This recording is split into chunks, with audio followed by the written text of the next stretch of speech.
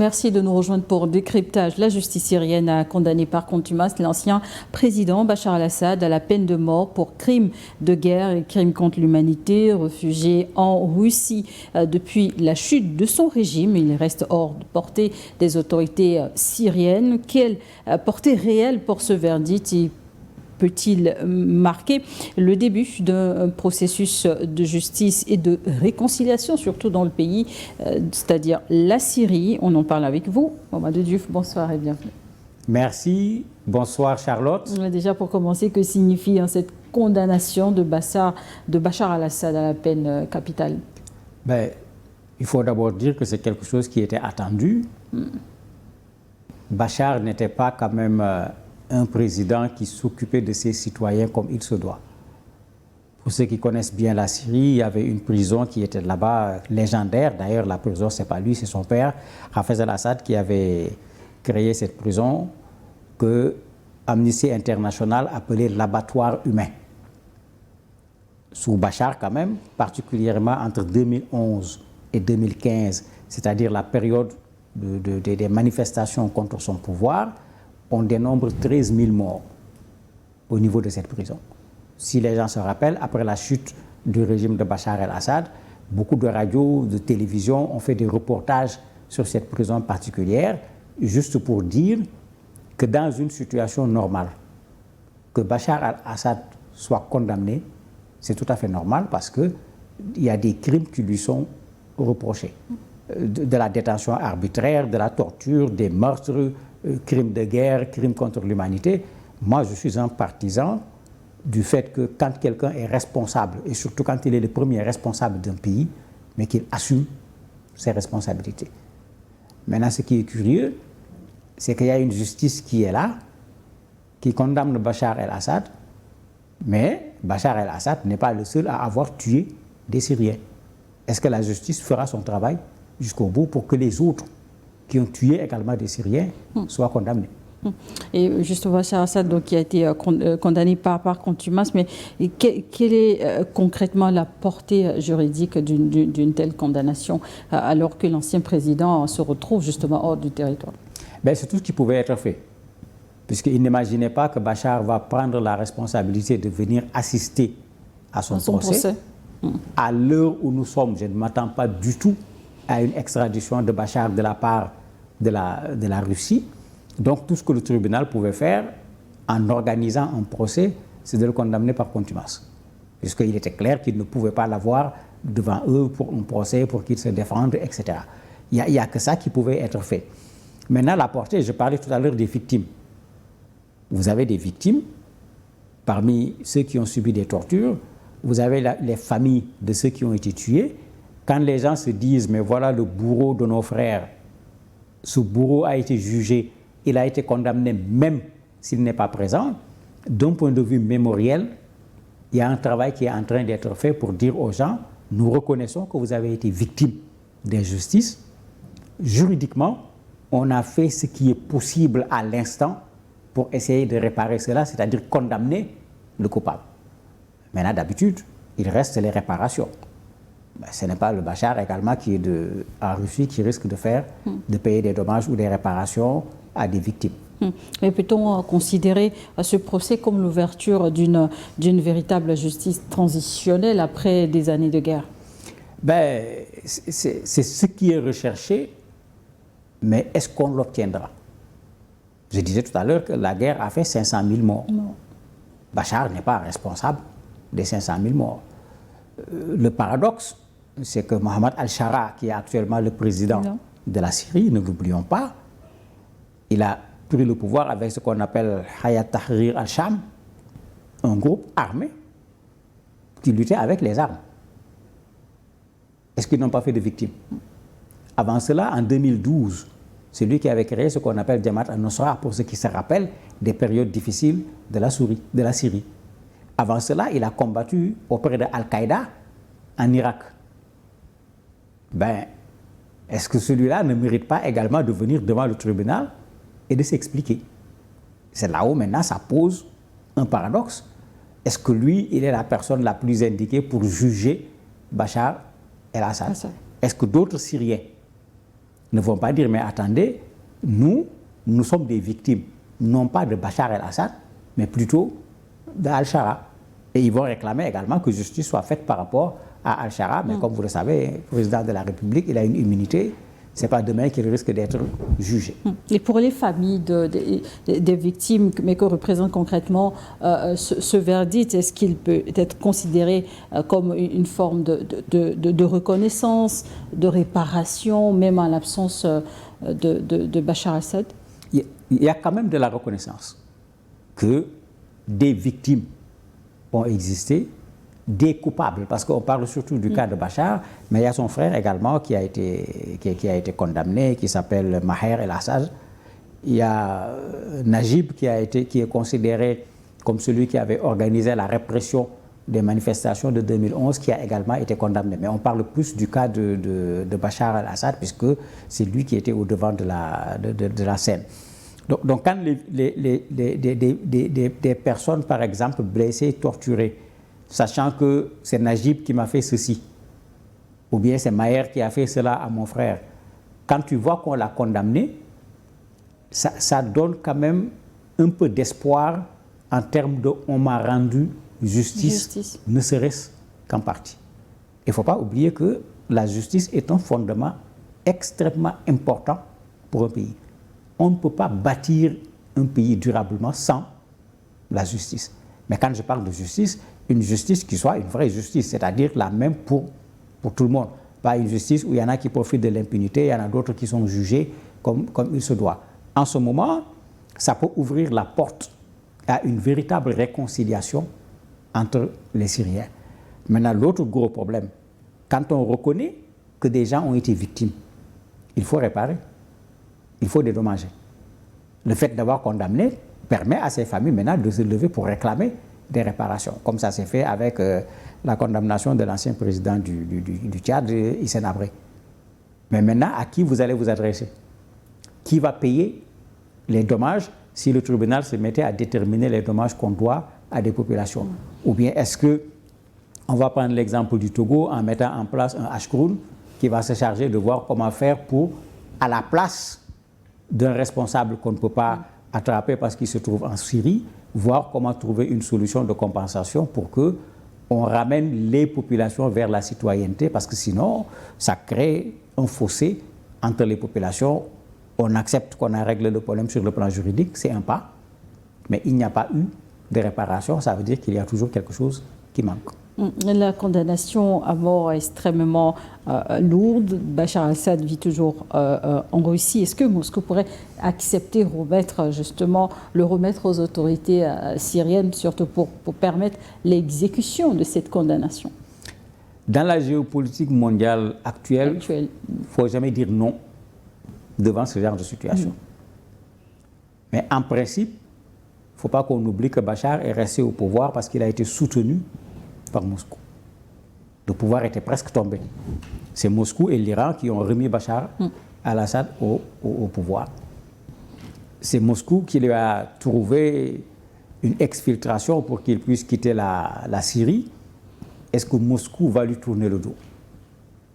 A priori, je ne le pense pas, parce qu'il y a d'autres enjeux qui vont se cacher derrière. Moscou est aujourd'hui en relation avec d'autres pays où il y a des situations comme ce qui se passe en Syrie, des détentions arbitraires, des tortures, etc. Mais si Moscou prend Bachar el-Assad et donne à la Syrie, ses relations avec d'autres pays risquent d'être compromises, parce que les gens vont se dire, mais attendez, ces gens-là, quand vous avez des difficultés, la première chose qu'ils vont faire, c'est de se débarrasser de vous. C'est pourquoi je parle de géopolitique, il y a ça.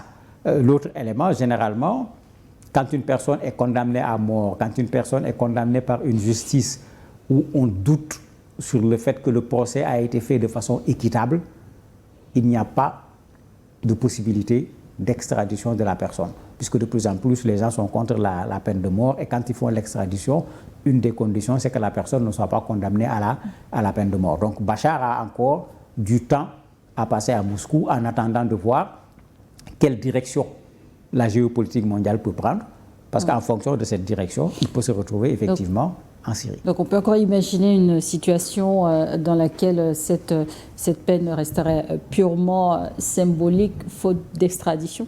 Mais bien sûr, tant qu'il n'y aura pas, même s'il y a extradition, il ne va pas purger la peine. Quand quelqu'un est condamné par contumace, quand il arrive, il a la possibilité de dire « j'accepte la peine ». En ce moment, on exécute la peine, ben, il est condamné à mort. Il va être exécuté. Ou bien la personne dit « j'accepte pas la peine ». En ce moment, on doit refaire le procès. Mais on est très loin de ces deux scénarios. Je ne m'attends pas d'ici les mois, voire même les années proches, que Bachar se retrouve au niveau de la Syrie. Oui, Bachar, il avait des alliés. Mais tout à fait, il avait des alliés, la Russie en particulier, il y a l'Iran, c'est eux qui l'ont maintenu au pouvoir, il y a le Hezbollah au niveau du Liban, qui avait traversé la frontière pour venir prêter main forte à Bachar al-Assad et le remettre au pouvoir au moment où il avait pratiquement perdu le pouvoir. Mais tous ces alliés aujourd'hui sont dans le silence, parce que si vous regardez ce qui se passe, là, Mohamed al-Shara, quand il a pris le pouvoir, il a fait une très bonne lecture de la géopolitique. Il est actuellement en costume et en cravate. Il part à Paris, il part dans toutes les démocraties du monde, alors qu'il n'y a pas longtemps, ce monsieur avait sa tête mise à prix comme un terroriste dangereux qu'il fallait attraper. Ben, c'est ça la géopolitique mondiale. C'est pourquoi j'ai dit qu'il ne faut pas dire que rien ne peut se passer, mais Bachar est en train de... Mohamed al-Shara est en train de tout faire pour se présenter comme un président acceptable pour la communauté internationale, et pour le moment, il faut dire qu'il le réussit. Après la condamnation de l'ex-président syrien, est-ce que les nouvelles autorités du pays comptent poursuivre ces anciens collaborateurs ou responsables de son régime? Ben, s'ils veulent réconcilier la Syrie, il faut éviter ce qu'on appelle la justice des vainqueurs. Ils peuvent aller dans le sens d'organiser des procès, amener des gens à reconnaître leurs responsabilités, mais vous parlez tout à l'heure de justice transactionnelle, trouver un moyen pour qu'on ne soit pas en train de condamner à mort un certain nombre de personnes et à les exécuter. Parce que ces gens appartiennent à des familles, ces gens appartiennent à des clans, et c'est ça la réalité de la Syrie aujourd'hui. L'arrivée d'Al-Shara n'a pas changé cette réalité-là. Mais en ce moment, la réconciliation dont il parle depuis qu'il est arrivé au pouvoir risque de rencontrer des difficultés. Puisque n'oublions pas que le président Bachar faisait partie des Alaouites, et avec l'arrivée au pouvoir de Al-Shara, il y a eu des problèmes avec les Alaouites, il y a eu des batailles avec eux. On n'a pas encore réglé totalement la question des Kurdes, même s'il y a des accords qui sont en train d'être signés. Ben, si on se met à poursuivre les Kurdes parce qu'ils avaient porté les armes, si on se met à poursuivre à gauche, à droite, mais la réconciliation ne pourra pas avoir lieu. J'espère qu'ils ne se contenteront pas de dire il faut qu'on juge les gens, mais il faut qu'ils pensent également à ce qu'il y ait une réconciliation au-delà du caractère juridique seulement. Oui, justement, en parlant de réconciliation, et cette condamnation qui intervient donc dans un pays profondément marqué par 14 années de guerre, est-ce qu'elle peut contribuer justement à une réconciliation nationale? Elle ne sera pas facile, cette réconciliation nationale. N'oublions pas que Bachar, jusqu'à sa chute... Il y a des risques que cela ravive également des divisions? Bien sûr, Bachar avait des partisans jusqu'à sa chute. Souvent, on fait que comme si un président est tombé, il n'a plus de partisans. Non, il a des partisans. Je parlais tout à l'heure des Alaouites. Il y en a qui ont fui leur maison en pensant que, en termes de revanche, on va s'en prendre à ceux-là qui étaient du côté de Bachar al-Assad. Ben, ils n'ont pas eu totalement tort, parce qu'effectivement, il y a eu des agressions contre ces Alaouites qu'on considérait comme les soutiens du pouvoir. Mais si on veut faire de la réconciliation, il faut que Al-Shara réussisse à faire en sorte que ces anciens partisans de Bachar, s'ils n'ont pas du sang dans les mains, qu'on accepte que ce sont des citoyens syriens en bonne et due forme.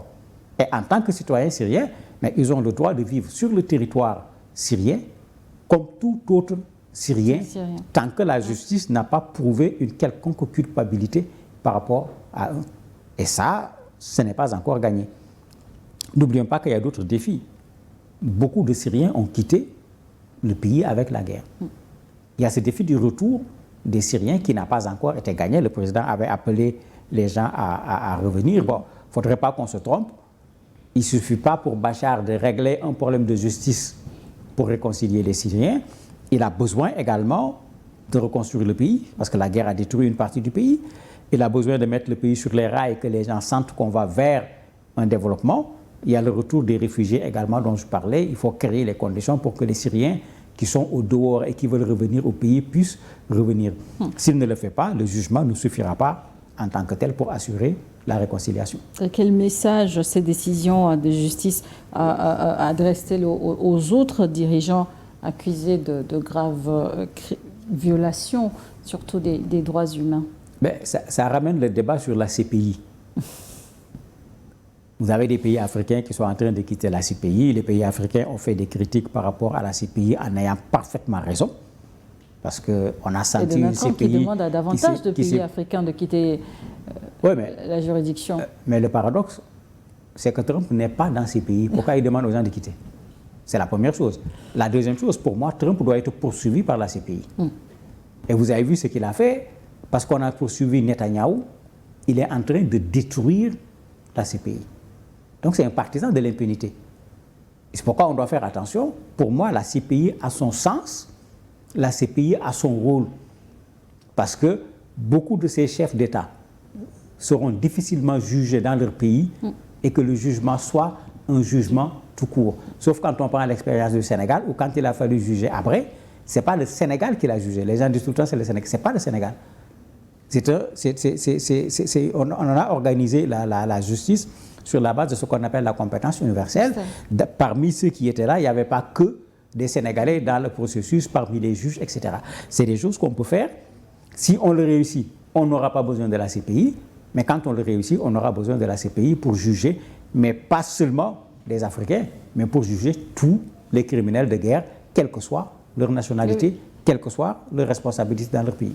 Justement, parlant de la CPI, selon vous, pourquoi justement les États-Unis ont fait pression sur les États, surtout africains, pour un retrait?